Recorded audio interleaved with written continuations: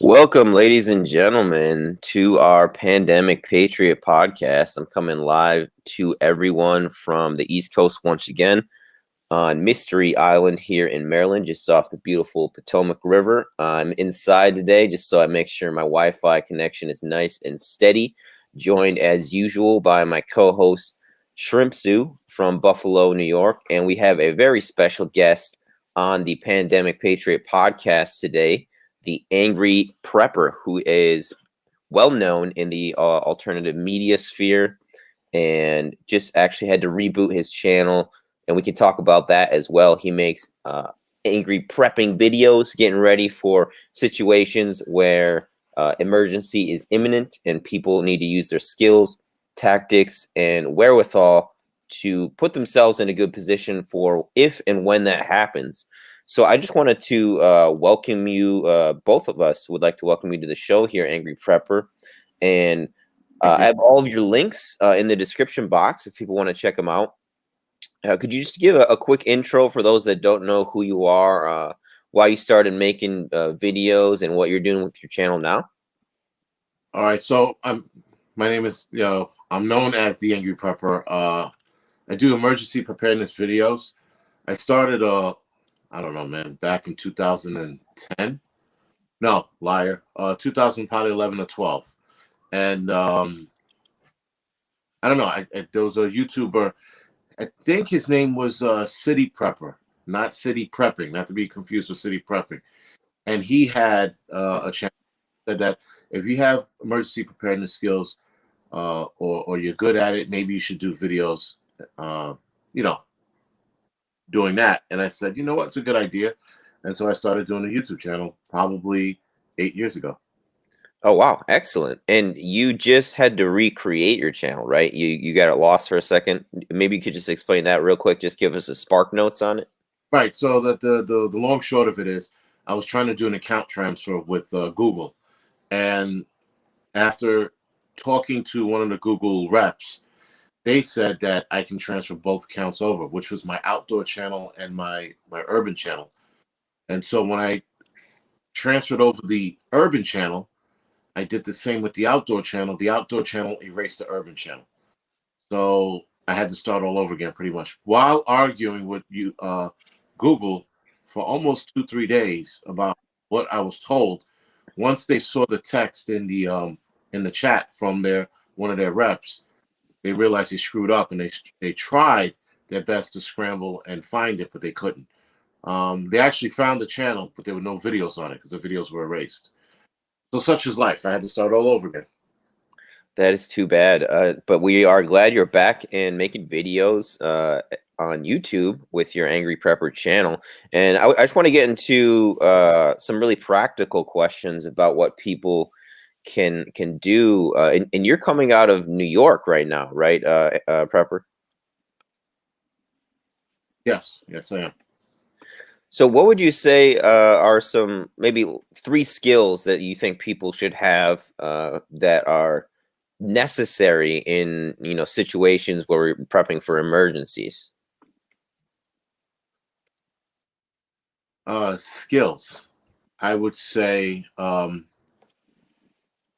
situational awareness. But though it's not a skill, it's something that needs to be developed.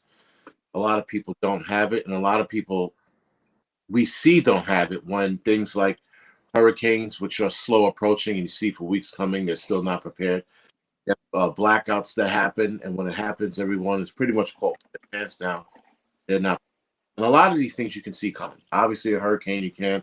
A blackout, you have to pay close attention to what's going on in the neighborhood as far as power goes.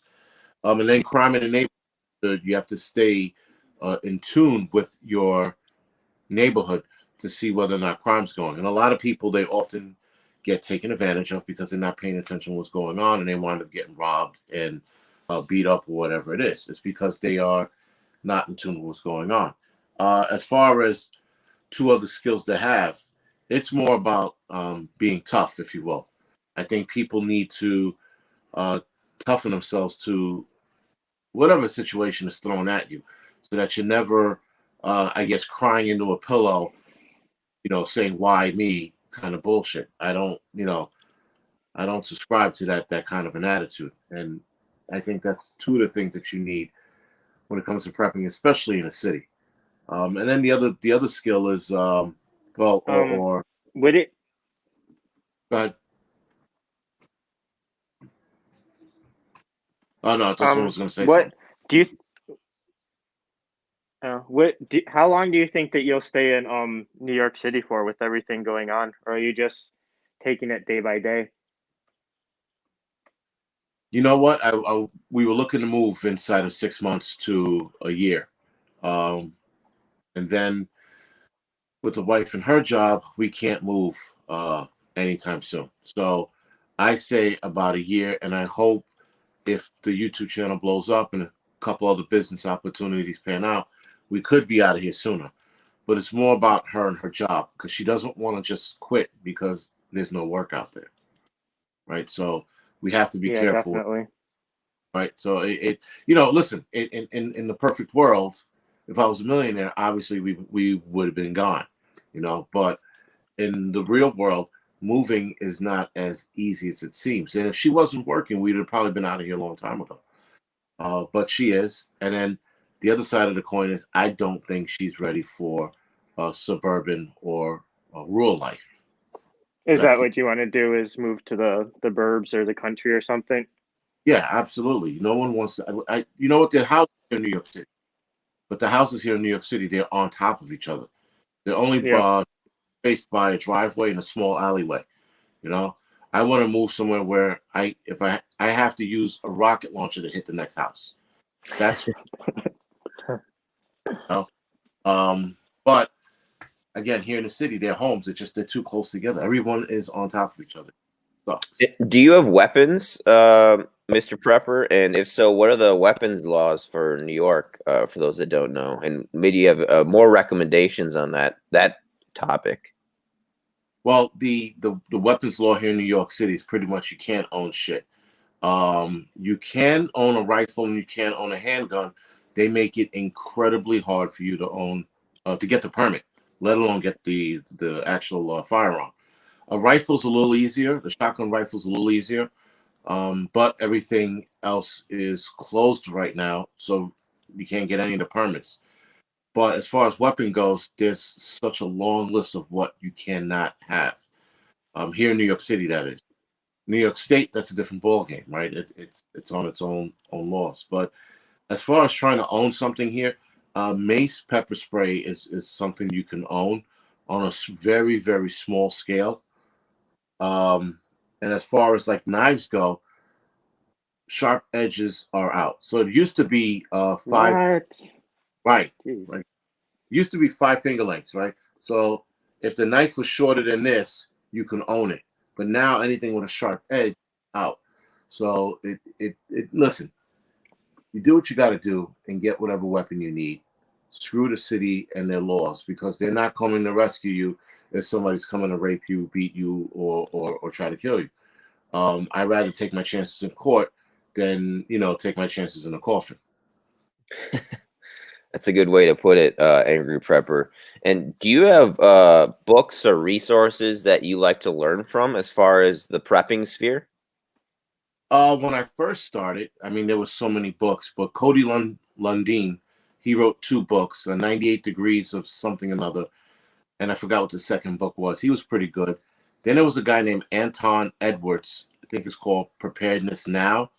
That was another good book. And I can't remember, there was a third book written by a female, and that book was more about storing food, and especially storing food in the city where you have limited space. Her book was really good, but I can't remember the name to save my life.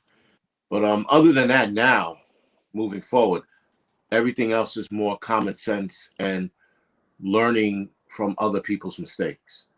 Or just looking at my apartment, for example, and troubleshooting the shit out of it as to where I'm going to put my food, where am I going to store my water, which exit I'm going to protect the most, because we actually have 2 here. We have a fire escape, and then we have the front door. So, which 2 of those exits are going to be and the main point is going to be the main entranceway.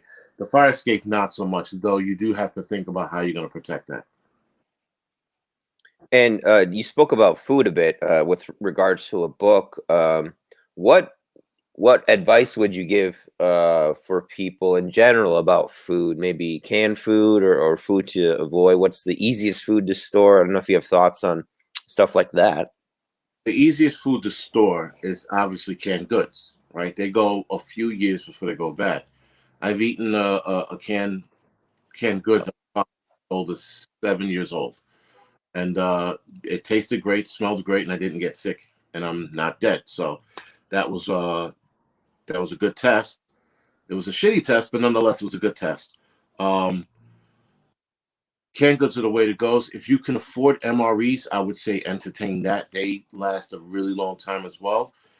And then there's also canning your own food. So that's, getting a glass jar. There's a lot to it, but if you look up canning, And um, some connection issue. all right, sorry. Right, so canning, you just look up canning and learn how to can your own food. That's another way you can go about prolonging. And then you also have freeze dry, which is very, very expensive to do because the machine itself is expensive.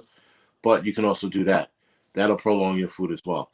But the go-to is canned goods because most people can't afford a freeze dryer. And dehydrating your fruits and vegetables, you can do that as well too. That's also a cheap machine to use.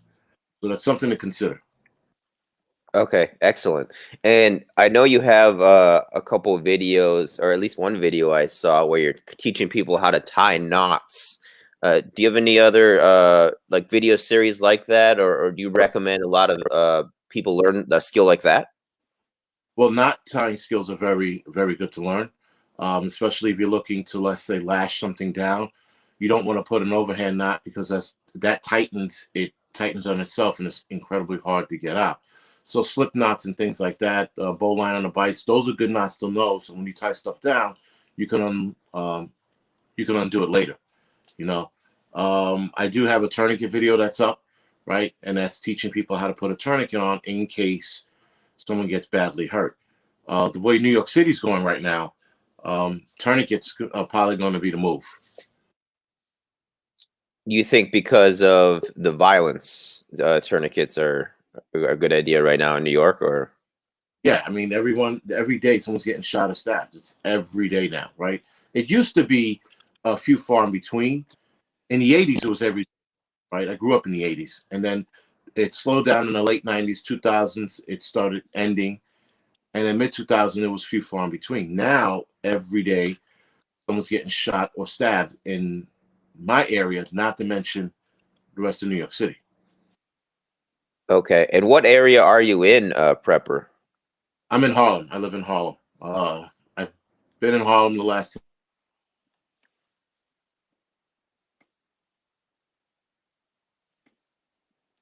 Sorry about that. Oh, that's okay. You were just saying you were in Harlem right now, and you've been there for a bit. I was born and raised in Washington Heights, which is probably about a mile or two north of me. Okay, okay, excellent. And as far as like a bug out kit, what would you say people should put in that? You know, maybe you get a bag of stuff you just grab and go if you don't have a lot of notice of time to leave. Well, first of all, you should always have a bag ready to rock and roll, right? It should have food, water, shelter, communication device, some cash, paperwork that identifying paperwork or IDs that people know who you are. First aid kit, your personal medications if you have like diabetes, high blood pressure, anything like that. These are the things you should have in that bag already set to the side. So you shouldn't, something happens, you shouldn't be scrambling to throw shit in. You should have that bag already set in the corner. So if something happens, you can grab that bag and go. That cuts your time down tremendously instead of running around trying to. And what do you think about gasoline and storing gasoline? I don't know if you have any thoughts on that as far as vehicles when you're trying to be on the move. Storing gasoline is pretty not a sensitive subject. It's a interesting thing because you have to store it in a well-ventilated area, right? You can't, like, for example, live in an apartment, put gasoline in a jerry can, and then leave it in the corner of your apartment. It's going to smell. Also, depending on what's going on, the gasoline could get old pretty fast. Usually it takes about a year. It's not quite a year. It could be like 9 months. It could be a year. It depends on the gas.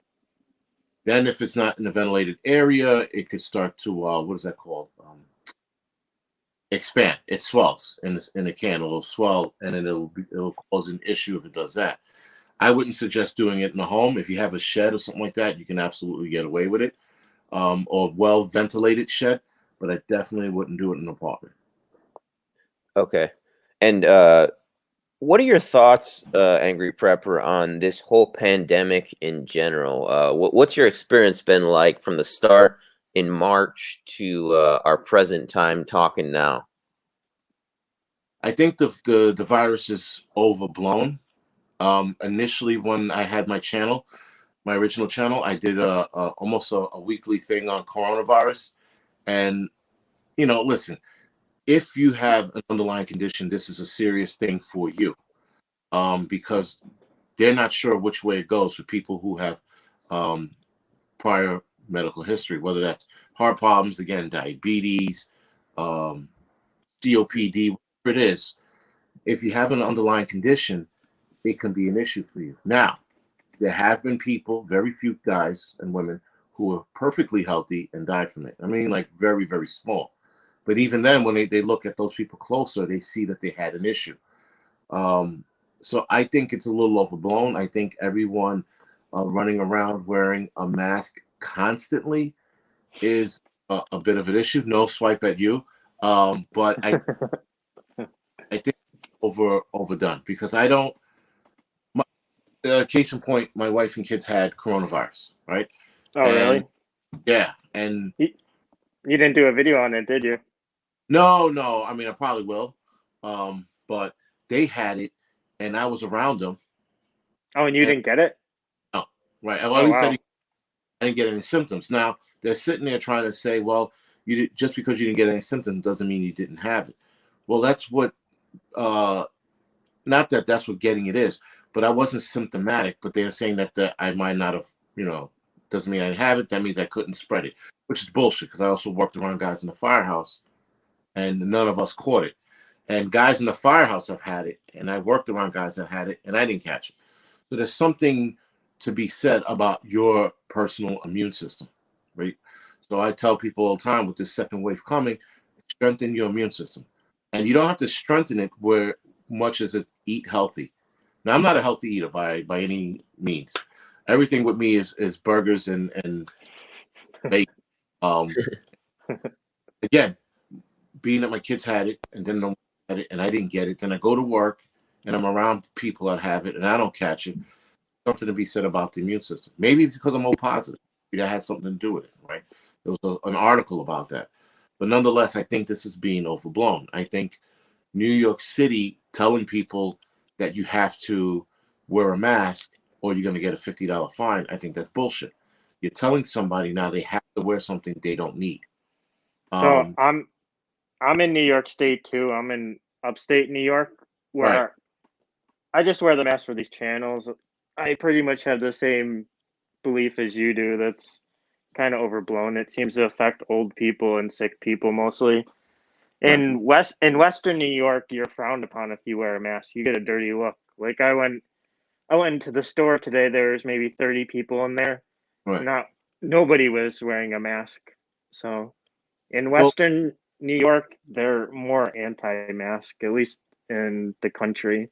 It's very rare to see people wear a mask here. which is, listen, I get it wearing it indoors. That I Yeah. understand. By the same argument, if you're going to wear a mask indoors because of coronavirus, then you might as well wear a mask indoors for flu season, which is coming up, right? Yeah, I think so too. Though I don't. this is stronger than the flu because it's actually killing way more people. How many old people every year catch the flu or get the flu, sorry, and they don't die? But now they catch this, COVID, and then they die. So this is obviously stronger than the flu, but it's along the same lines, the way it spreads anyway. But the overdoing it on everything now. For example, the no what is it, Thanksgiving Day parade. I'm annoyed about that bullshit because they want to do it virtually. How on God? Virtual parade. Yeah, really. I mean, the whole the big thing about the parade is the floats and the balloons. That's why people go. I can care less Yeah. about asshole artists is singing in the streets. I can care less about it. You know, it's more about the vibe, the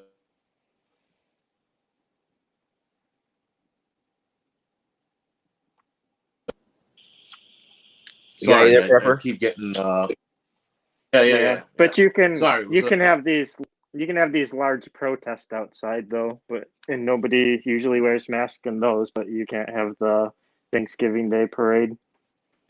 that is my point exactly. They sit there and they tell people it's within their constitutional rights to protest, and yet they let these people run amok in the street, savages, burning and looting, and that's fine. And yet a parade that would actually, I guess, up people's spirits is being canceled. You know? Yeah. So I might as well cancel Christmas while they're at it, if you believe in it. Yeah. But just insane how they want to cancel this, but they don't want to cancel that. I mean, they should absolutely. And then this is the other thing. They want cops who the politicians have abandoned. They want cops to enforce the no mask policy on the trains. Now, for any cop that might be watching this, NYPD, that is, if you're going to be handing out a mask, fines, because the mayor told you so, you're an asshole. Because this mayor abandoned NYPD. He put a bullseye on their back. He backs everyone else except his own cops. And now he wants cops and Cuomo. They both want cops to do their job and hand out tickets for not wearing a mask. Keep in mind, they're letting criminals go for rape, murder, theft, assault. They're letting people go with that. But you're going to tell me people are going to be penalized for not wearing a mask? There's Yeah, I something don't there, agree with it. right? It's almost like a Sharia law in a way. Right. You have to cover your face outside. Right. It's just insane. Listen, politicians, they all need to go. I'm sorry, Cuomo and De Blasio, they need to be set on a boat somewhere, and then the boat needs to be sunk with those two on it. Because it's just insane. Idiot is to a lot of people seeming okay, which is weird. I don't get it. What do you think of the BLM movement, Prepper? Because I think people, you get a voice in this media sphere, and you're a black man, and I think people would be very interested to see what you think. Now, let's go to Antifa too afterwards. But yeah, BLM and Antifa. What are your thoughts? My thoughts on both BLM and Antifa are they're a bunch of crybabies that couldn't get anything done. So they're throwing temper tantrums, try to force people to get things done. BLM had the floor. They have the floor. I did a video on it yesterday. I'll probably release it tomorrow. But yesterday, BLM could have changed and done a lot for the black community, and they don't. They sit there and they're screaming at cops for killing unarmed black men. And the 9 unarmed black men that were killed, like the true 9 that were killed, that all right, that needs to be addressed, but it's 9. You had 40-something people here in New York, was it New York City, maybe Chicago, last weekend, get shot, and I think 12 were killed. 12 in a weekend. And every weekend we have the same amount of numbers of guys getting shot and killed. That's every weekend. That's black men and women getting shot and killed. You had 9 out of the last year of 2019, and for some reason we're crying about a smaller number of people being killed by cops. Cops are in the impossible position right now, and they have to do their job. But now in Lancaster, PA, this guy was running at a cop with a knife. The cop shoots him, and the DA's response is, "We have to investigate this to make sure proper force is met." The guy's on body cam running at the cop with a knife. The cop even ran away from him before he turned around to shoot him. He was trying to give him some room to see if the guy would stop. The guy wasn't going to stop, and he shot him. And now the protesters are out there looting and rioting for this asshole who's trying to stab a cop, and BLM is backing this stupid behavior and thought. So, for all intents and purposes, BLM can kiss a dick. Sorry. But they're agitators, and they're not looking for solutions. That's the problem. If you give them solutions, they counter it with, well, they're going to destroy that. They're going to do this. They're just making excuses at this point. Antifa, a bunch of white kids who sat in the basement for too long, couldn't find a good video, and decided they were going to come out, protest, loot, and riot for black folks, right? For us, for our cause, but yet they're not doing that. They are actually anarchists. That's all they are. They're anarchists in disguise. And I guess it took a while for people to recognize it. But if you want to protest, you protest. You look for solutions. You don't burn businesses. You don't break shit. You don't tell cops, they gotta die. You don't tell cops this is out. I read it in an article and I couldn't believe it. They want cops to not defend themselves, so that they should get killed and shot. That is their duty to get shot. It was in the Post today. I'm looking for this article this morning so I could post it on my my YouTube channel community board. But I couldn't believe what I'm reading. And so much that my wife is like, she sort of like stands in the middle. She reads the article and now she was pissed off. I had to hear about it for like a half hour straight. And I'm like, I said, I told you, these people, these idiots out here today, they don't like accountability. And that's the problem with America, is that no one wants to take accountability. Everyone wants to blame someone. But as soon as you look back and you take accountability for your actions, you can start fixing the problem. If you don't take accountability, you can't fix the problem. What do you think of police in general, Prepper? Do you think they need reform? So I grew up in the 80s and 90s. The cops back then were assholes. Now, I become an EMT in 2000, and I see why cops became assholes.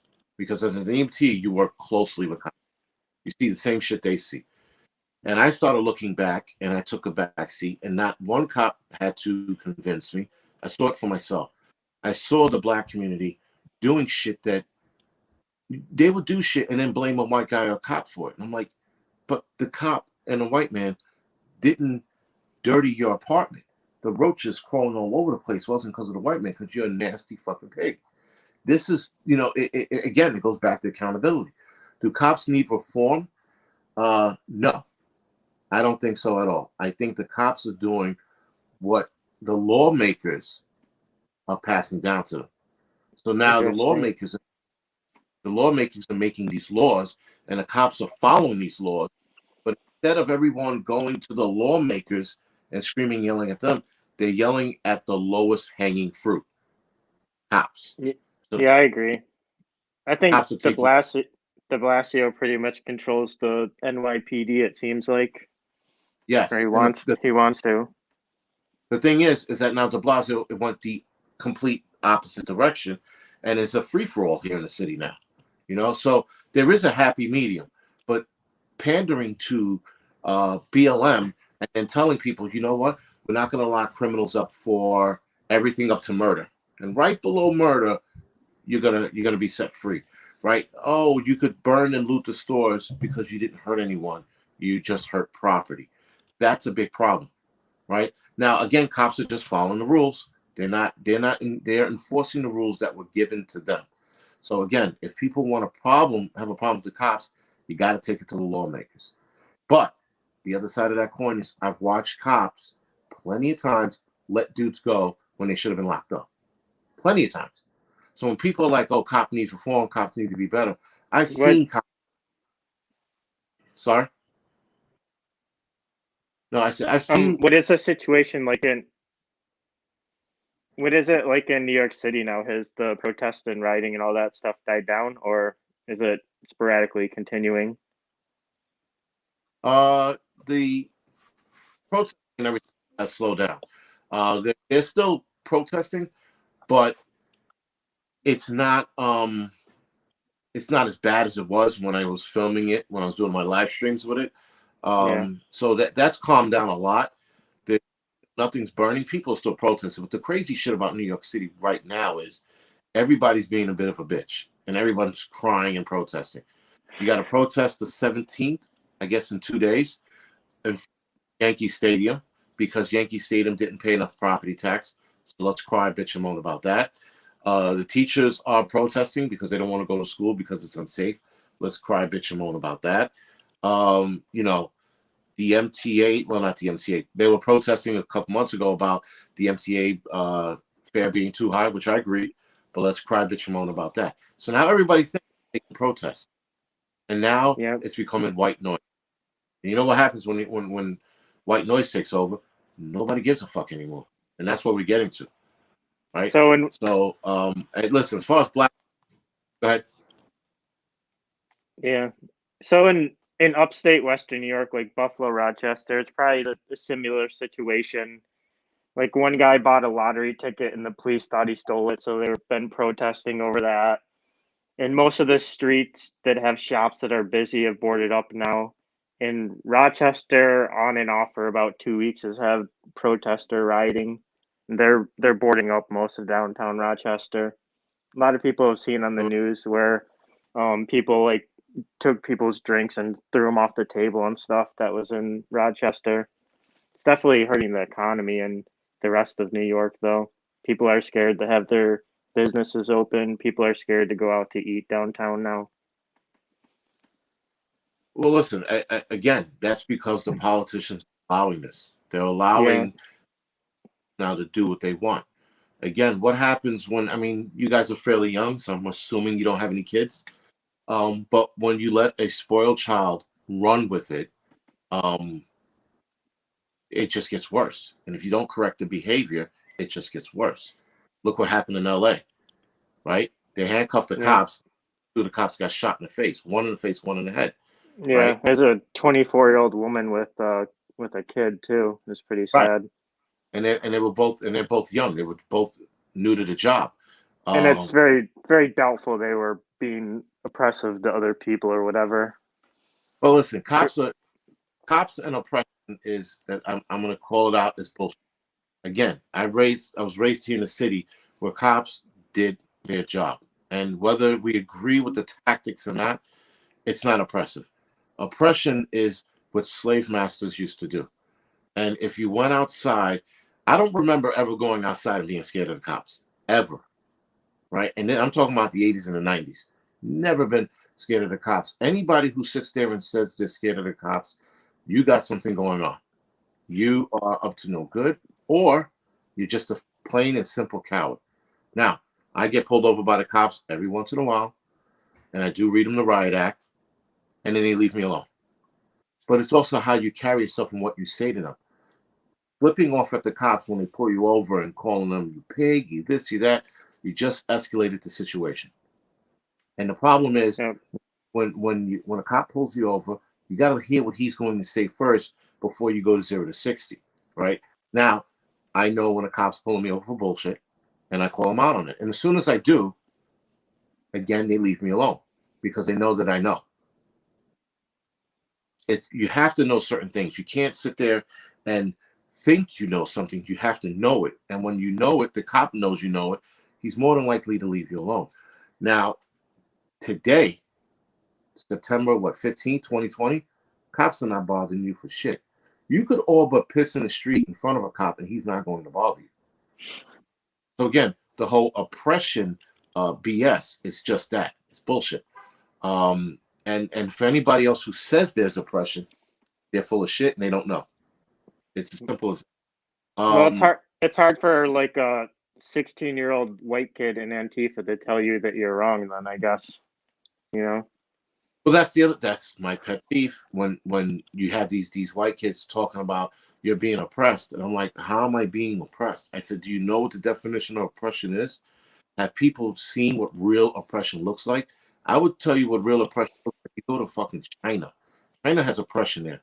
They don't let you do shit. You can't have a certain amount of kids. That's oppression. It's disguised. They make it look nice, but that's oppression. Venezuela, they're going to oppression right now. I could throw a dart and hit a country in Africa, and they're going through oppression. That's oppression. If you're able to riot in the streets, loot, protest, that's not oppression. If you're Yeah, able to exactly. strive, you're able to strive, have your first black president in the United States, that is not oppression. It's all bullshit, and people need to stop with the, being oppressed. We're not being oppressed. Your mindset is oppressing you, but we are not being oppressed. Are you still an EMT prepper? And I also wanted to ask if you think people should get CPR training or other similar training. Yes. I'm not an EMT anymore. I haven't been an EMT in quite some time. My card expired years ago. I wish I would have kept up with it, but the skills are still there. Have the chance to get like a first aid skill, trauma skills, by all means do it. First aid is very good. CPR is absolutely good. But I would say go for a trauma course, right? And that's going to teach you first aid as well. So now you have it all. You have bleeding control, breathing, shock treatment, CPR, right? Those are the things you're going to need, especially now watching everyone get shot like hotcakes out here. And you said that a trauma course will cover all those things. Trauma course usually do.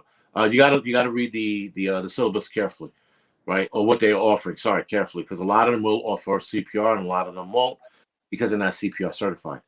And if not, just take the trauma course and then take a CPR class somewhere else. CPR is pretty cool, but I swear that the American Heart Association on a weekly basis changed the numbers. The numbers are always changing.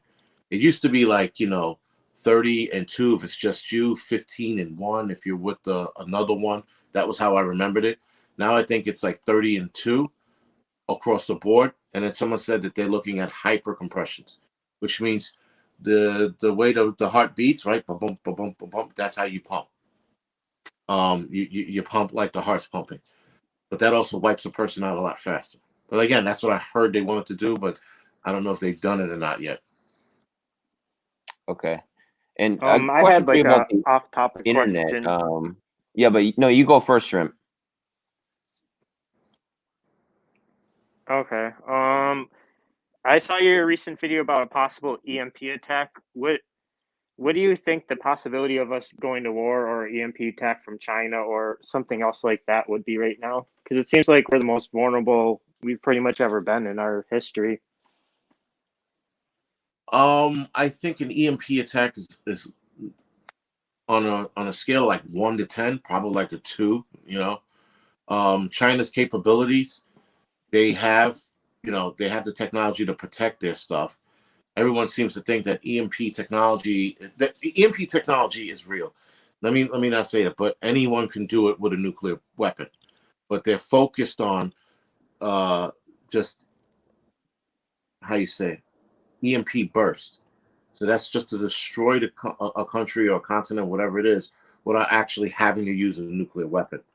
But on a scale of it, the possibility of it happening 1 to 10, I would say probably about a 2, maybe even 1.5. I'm not too worried about it. I think China has too much at stake. China also knows that military equipment is EMP protected, if you will. But Oh, that really? doesn't mean that we get hit, we won't go to war with them, right? Nuclear silos are EMP protected. So even if they launch a nuclear device and let's say launched an EMP, would probably retaliate with a nuclear weapon, which would lead to nuclear war. And nobody wants to go to war as far as nuclear goes anyway.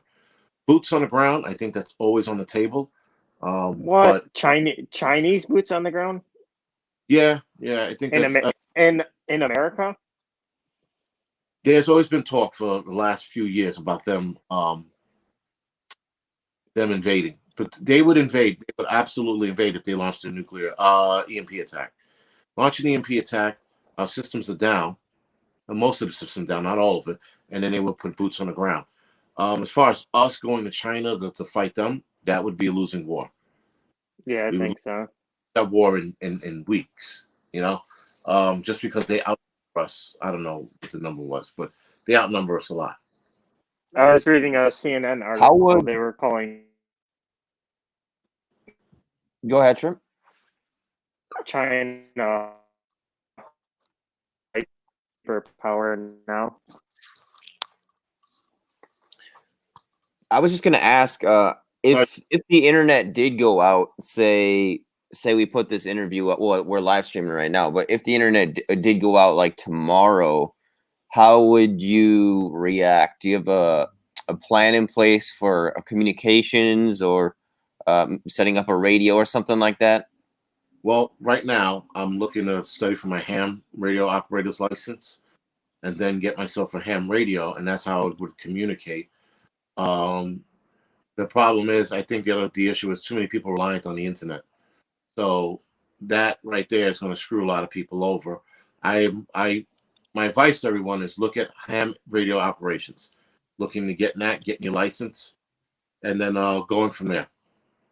How does that work? Ham radio, people can do that online, or you just buy your own radio? How much does the radio cost? A radio setup, I'm not sure how much it costs, because I know it's a big setup. You can get a smaller setup and pay more, obviously, but it works off the antenna frequencies. So it's no internet, it's no cloud. It's old-fashioned radio frequency, and the larger your antenna, the further out you can go. Okay, That's pretty good advice. Yeah, I've never heard of that before. That's really interesting. And people can get that is a ham radio certification online, or do they have to go to on site? The last time I checked, it was on site, but someone passed me a link a few weeks ago, which I got to find. It was an online course, which would be awesome, right? I mean, because then I would take it, don't have to travel 3 hours to Pennsylvania to take the test. I could, just take it on my computer, pass it, and get my license. And self-defense prepper, do you have thoughts on self-defense? Do you just kind of rely on well, I know you said you can't carry in New York, but and then home defense too, I wanted to ask about. As far as self-defense go, if you live in New York City, I would say take some kind of martial art MMA course or something. Preferably not MMA, because MMA is too tainted now. It's just too many Billy badasses walking around thinking they know how to fight until they get their asses handed to them. I would say look into like Krav Maga, something a little more open. Krav Maga usually covers a lot of bases and teaches you how to fight with anyone with any skill level. So I think that's a little more realistic. It's not like karate or taekwondo or aikido like Steven Seagal does, right?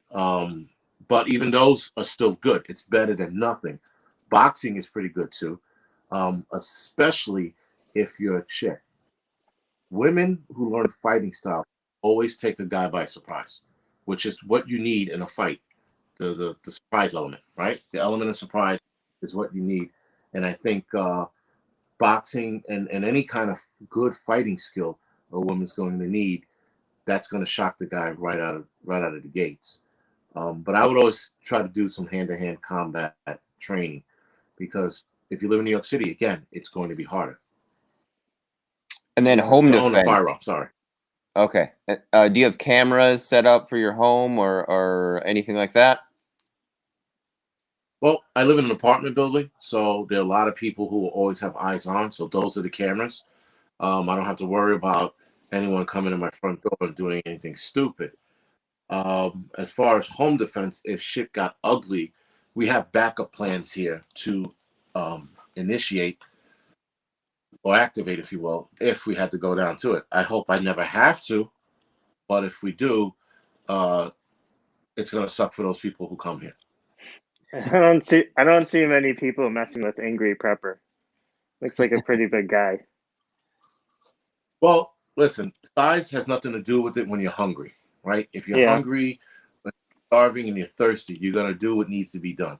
The guy could be, 7'2", built like a shit brick house, and all muscles. No one's going to care if they're hungry and starving. That's why I always let people know Like, obviously, I could walk down the street, no one's going to bother me now, right? But if there's no cops around and shit's ugly and people are starving and need what they need, they're going to bother you, or they're going to bother me. So, Yeah. Right. Yeah. And Can I Shrimp?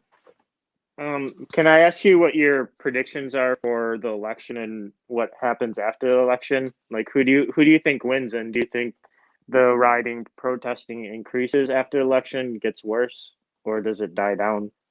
I And thoughts think, on Donald Trump too, please. listen, I don't like politicians. I think all politicians are assholes.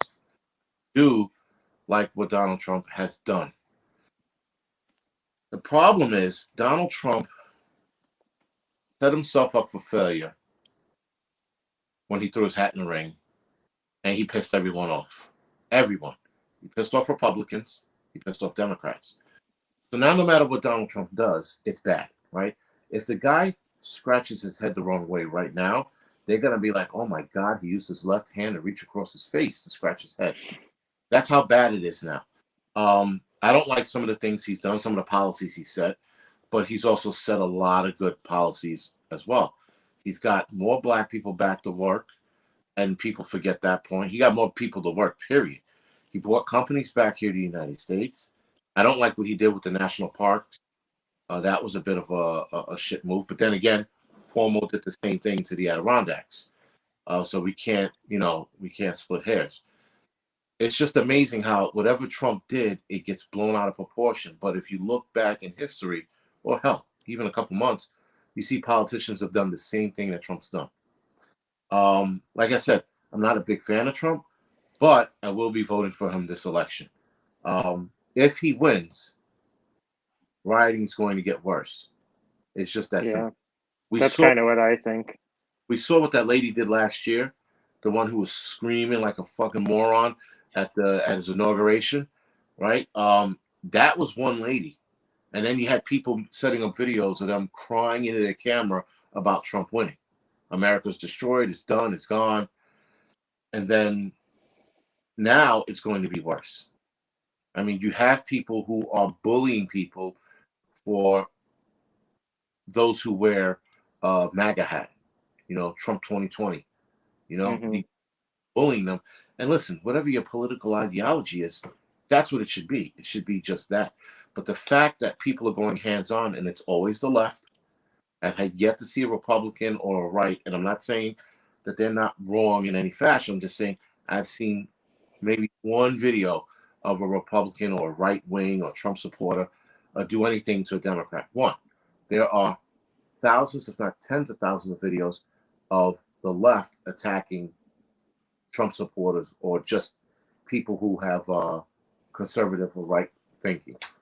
I tell people all the time who argue with me with Trump, I said, show me 5 videos of Republicans attacking Democrats. Just 5. And then I'll show you tens of thousands.